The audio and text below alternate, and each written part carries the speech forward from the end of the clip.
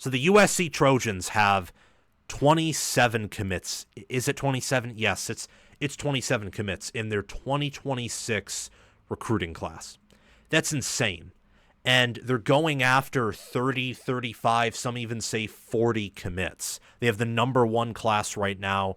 A lot of top 100 players, as you'd expect, because their average rank per recruit is hovering around that 92 rating, which is a mid-level 4-star. And that's one of the highest ratings that you could ask for any program. I mean, when you factor in the transfer portal rankings, we're talking about 24/7 Sports here, a lot of teams don't pass that average rank per recruit of a 92.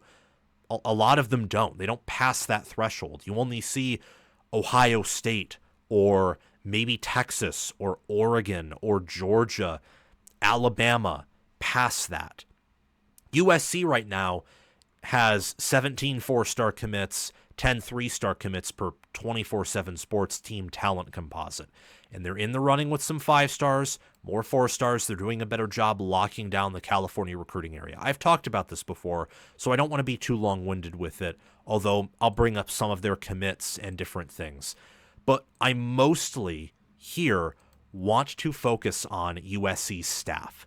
This question that inspired this video is asked by Gyro. Not a USC fan, actually, an Ohio State fan, always active in the Discord server, asking questions in the YouTube mailbox channel. If you want to ask me a question, join the Discord server via the link in the description or pinned comment. Navigate to that YouTube mailbox channel and just type up a question for me, and I'll try my best to answer it on the Withdrawal Wednesdays when we go live at 6 p.m. Eastern Time. If you're a USC fan, that's 3 p.m. Pacific Time, and we talk about questions that my viewers have. So just go in that channel, type up a question you have, and make sure to like, subscribe, and hit the bell. Thank you very much. I really appreciate it. Gyro asks, verbatim, does USC have the proper staff to develop the massive 2026 recruiting class? Yes. Yes, they do. And I'm going to pull up some of my staff grades that I've given for this USC staff. So this has been something I've been doing behind the scenes a little bit.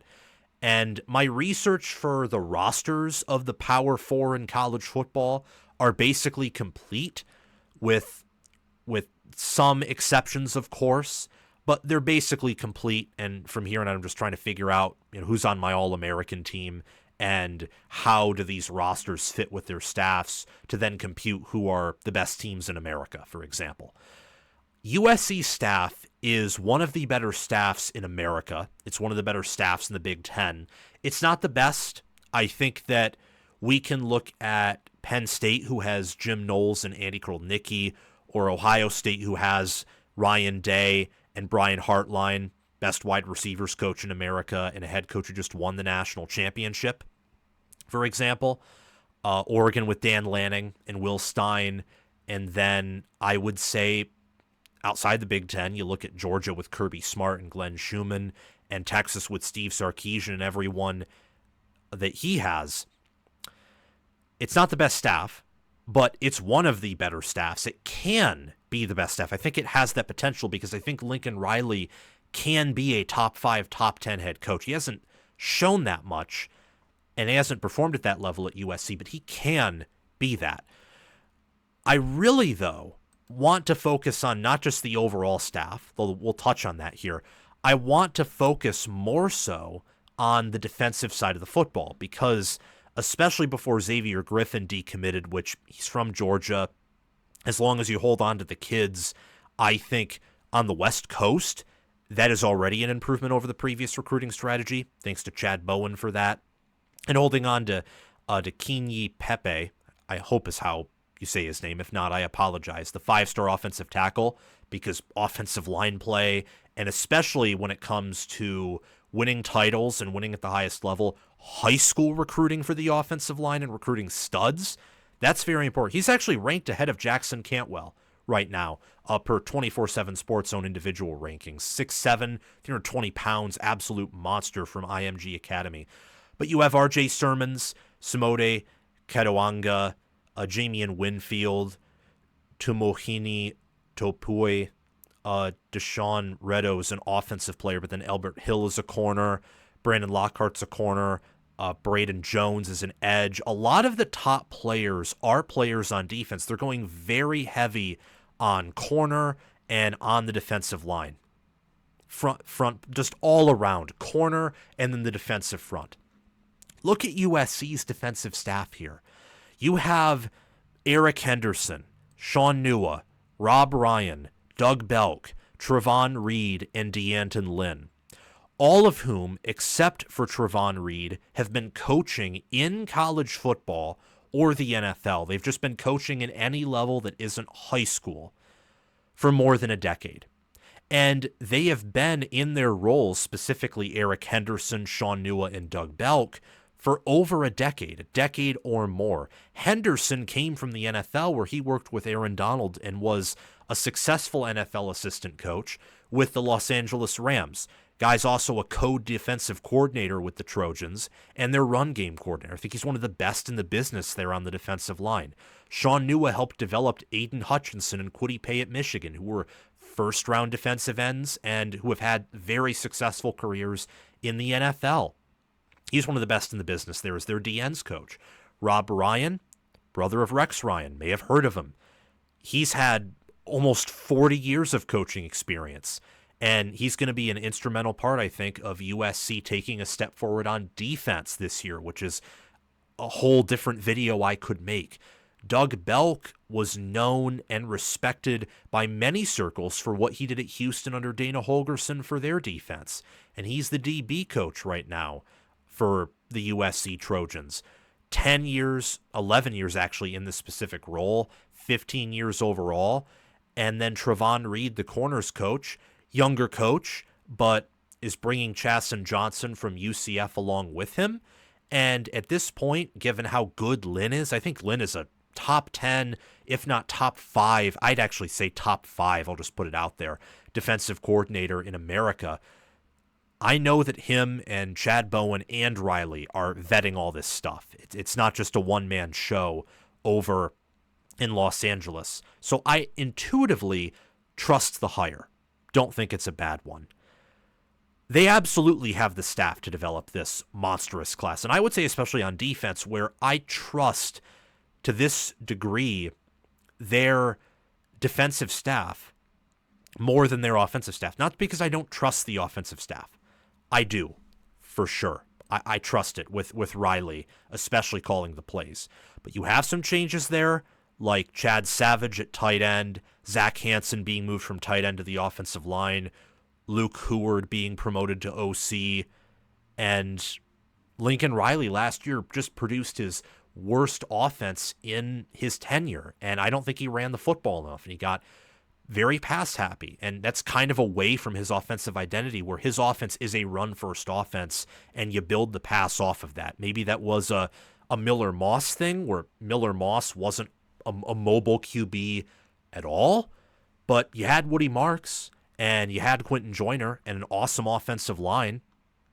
One of those offensive linemen in Emmanuel Pregnon's at Oregon. So I don't know exactly why that happened. Last year was a very weird year for USC in the sense that, including last season's close losses, Riley wins around 70% of his close games. History at Oklahoma, and USC. And yet he had a losing record in close games last season. So in the 2026 and beyond outlook, when this class will come in and be developed, some of them will transfer out, some of them won't work out. This is the nature of the sport, especially when you take such a large sample size. I think that USC, if they play their cards right for 2025, if Riley improves and shows promise, I'm very optimistic about USC moving forward. It feels like they figured out recruiting, like they figured out defense in a way that they hadn't previously under Riley. I think they figured out development too, not just with the defensive hires and retaining key guys like Dennis Simmons and Anthony Jones Jr. and also D'Anton Lynn, who other schools wanted, but by firing Benny Wiley and hiring Trumain Caroll from Kansas State, who I think is one of the best in the business there. This staff is one of the best staffs in America.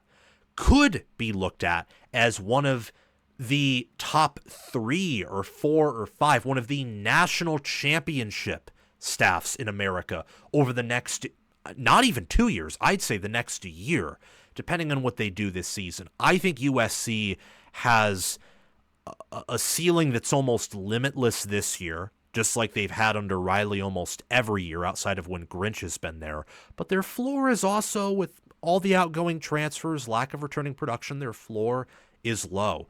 I think, to answer your question, Gyro, that they can develop this massive 2026 recruiting class. I have Lynn as a top 5 defensive coordinator in America. I think Dennis Simmons is a top 10, if not top 5 wide receivers coach. I think that Eric Henderson is a top 10 defensive line coach. I think that Doug Belk is in that range as well, top 10, top 15 in terms of a defensive backs coach. Shaun, and then Rob Ryan. I would say the same with Anthony Jones Jr., Chad Savage, Zach Hansen. These are all coaches that are like in the top 25, if not better, of their field. And I think Trumain Caroll's a top 10 strength and conditioning coach. I thought the world of his program and how tough Kansas State was and how good they were, sound, heck, even elite NFL-esque in their developmental program. And you're bringing that to LA. The toughness, the development, and I would say the confidence, too, should be through the roof. You should be paying attention to USC. And if this class is able to retain its core, because with how big it is and how many commits there are taking, there are going to be some players who think, this just isn't for me. Too much competition. Maybe in a sense it could be taken as desperation, trying to grab that many players. It's too much. Don't want it. It's okay. It's not for everyone. Doesn't mean that player is making a bad decision either. You can not fit somewhere personality-wise or intentions-wise, and that doesn't mean you're not serious or soft. Seriously, that goes for anywhere. A player should be able to make their own decision, and there are a plethora of great staffs in America. This staff, I think, is one of the best. It is clear in looking at it that they're really looking at offensive line, defensive line, corner, and then you got some wide receiver, of course, sprinkled in. It looks like a pretty balanced class, but really I think a focus is on defense, especially when you look at the higher players, the top 100 players that they have. They're doing a wonderful job recruiting. They're doing a great job, I think, managing their current roster. I think with all they lost in the portal and with what they have come out with, that Chad Bowen and Lincoln Riley and D'Anton Lynn and all their assistant coaches did a good job of letting guys go who were going to go and not overpaying them to stay while holding on to your best players and starters, for the most part, of course. And I think that when this class enrolls, and if they can hold it together, they will be able to develop this class.